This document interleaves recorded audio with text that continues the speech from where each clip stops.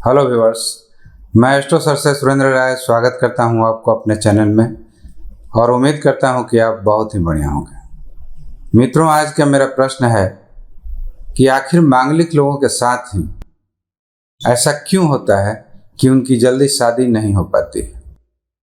तो क्या ये मान लिया जाए कि दुनिया में जितने भी लोग कंवारे हैं या शादी के परेशानी से जूझ रहे हैं, उन सब के पीछे कहीं ना कहीं ये मांगलिक होना ही जिम्मेवार है?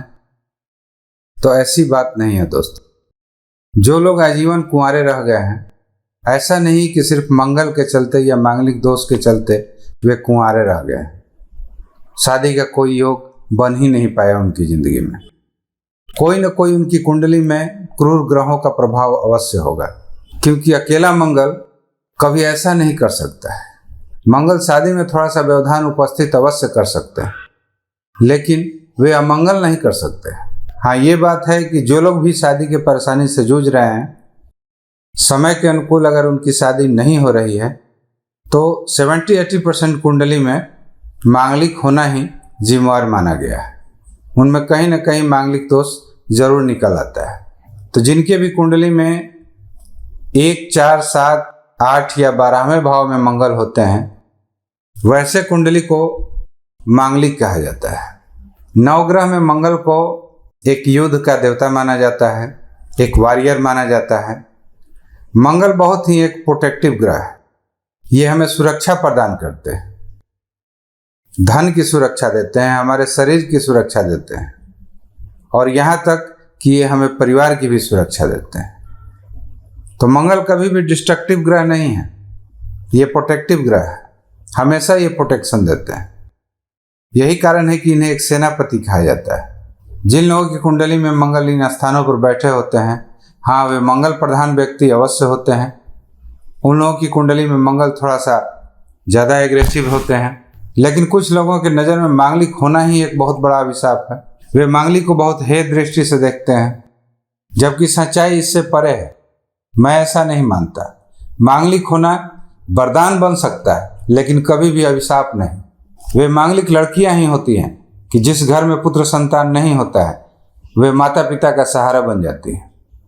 वे मांगलिक लड़के ही होते हैं कि अपने घर को गरीबी की दलदल से बाहर निकालते हैं।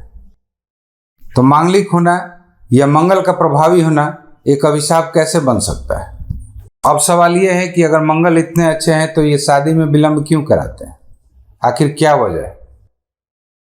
तो इसका सिर्फ एक ही कारण होता है मित्रों। मंगल जिस पर भी हावी होते हैं, जिसके भी कुंडली में 1, 4, 7, 8 या 12वें भाव में बैठे होते हैं, उनका फर्स्ट प्रेफरेंस शादी नहीं होता है। उनका फर्स्ट प्रेफरेंस यही होता है कि आप स्वावलंबी हो जाइए, आप अपने पैरों के ऊपर खड़ा हो जाइए, उसके बाद आप शादी की तरफ ध्यान दीजिए। और यदि कोई व्यक्ति चाहता भी है तो उसमें वे व्यवधान उपस्थित करते हैं, कहीं ना कहीं रुकावट पैदा कर देते हैं। क्योंकि मंगल एक कर्म के देवता है। हालांकि कर्म के देवता शनि को माना जाता है, लेकिन शनि का कर्म और मंगल के कर्म में बहुत अंतर है। शनि जो कर्म कराते हैं, आप कर्म करते जाइए, फल की चिंता मत कीजिए। लेकिन मंगल ऐसे नहीं है। मंगल काम के साथ साथ फल की भी चिंता करते हैं और वे अपना नाफा नुकसान सब देखते हैं। तो जब तक व्यक्ति को आर्थिक दृष्टि से, सामाजिक दृष्टि से, सारे तरह से वे सुरक्षित नहीं कर देते हैं, तब तक वे शादी के लिए आज़ाद नहीं करते। और इस चीज़ को हमें समझना होगा कि मंगल हमसे क्या चाह रहे हैं, क्या कराना चाह रहे हैं। अगर आपके घर में भी मांगलिक बच्चे हों, लड़का हो या लड़की, आप नज़र उठा कर देख लीजिए कि वह किस तरह की मेंटलिटी का है, वह क्या चाहता है। पहले शादी करना चाहता है या अपने पैरों पर खड़ा होना चाहता है?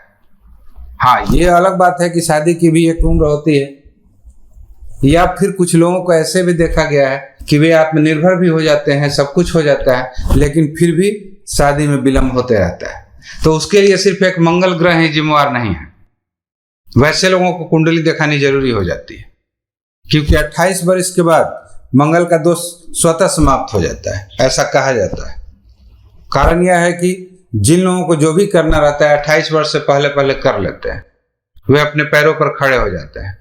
लेकिन 28 वर्ष के बाद या अपने पैरों पर खड़े हो जाने के बाद भी शादी में अवरोध उत्पन्न हो रहा है, तो वैसे लोगों को किसी न किसी नज़दीक पास के एस्ट्रोलॉजर से अवश्य मिलना चाहिए और अपनी कुंडली की जांच करानी चाहिए।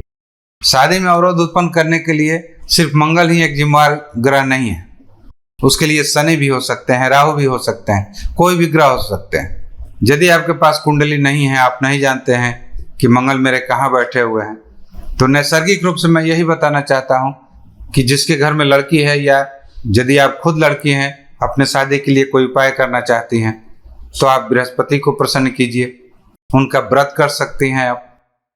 या जो लड़के हैं तो वे शुक्र को प्रसन्न कर सकते हैं। शुक्र को प्रसन्न करने के लिए बहुत सारे मंत्र भी हैं। या फिर आप हीरे की अंगूठी वगैरह पहन सकते हैं, उसका सब्स्टिट्यूट पहन सकते हैं, स्फटिक वगैरह। लेकिन हाँ, पहनने से पहले आप किसी एस्ट्रोलॉजर से मिलकर ये जरूर दिखा लें कि हीरा या स्फटिक मेरे लिए सूटेबल है या नहीं है। तो मित्रों, मेरे दृष्टि से मांगलिक होना कोई बुरी बात नहीं है, क्योंकि अगर बुरी बात होती या मंगल बुरे ग्रह होते तो इनका नाम मंगल नहीं होता, अमंगल होता। तो यदि हमारे शास्त्रों में इन्हें मंगल कहा गया है तो ये कहीं ना कहीं मांगलिक काम में अपना सपोर्ट अवश्य करते हैं, लेकिन समय अनुकूल करते हैं। मैंने ऐसा देखा है, अपने अनुभव में पाया है कि जो लोग अपने पैरों पर खड़े हो गए हैं, जिनका सब कुछ हो गया है, तो वैसे मंगल शादी भी बहुत अच्छे घर में कराए हैं, बहुत अच्छा रिश्ता दिया है। तो मंगल शादी को लेकर कोई एंटी विचारधारा वाला ग्रह नहीं है, ये निश्चित ही शादी कराते हैं, लेकिन थोड़ा सा विलंब अवश्य कराते हैं। और विलंब कराने के भी पीछे कारण है वही बस इंडिपेंडेंट होना। तो मित्रों, यदि आप इंडिपेंडेंट हो गए हैं, इसके बावजूद भी यदि परेशान हैं, तो निश्चित ही आप अपनी कुंडली को किसी एस्ट्रोलॉजर से दिखाइए, ये आपके लिए बेहतर होगा। तो यदि मेरा वीडियो अच्छा लगे तो कृपया लाइक, शेयर और सब्सक्राइब जरूर कीजिएगा। मिलते हैं एक नए वीडियो के साथ। Thanks for watching. नमस्कार।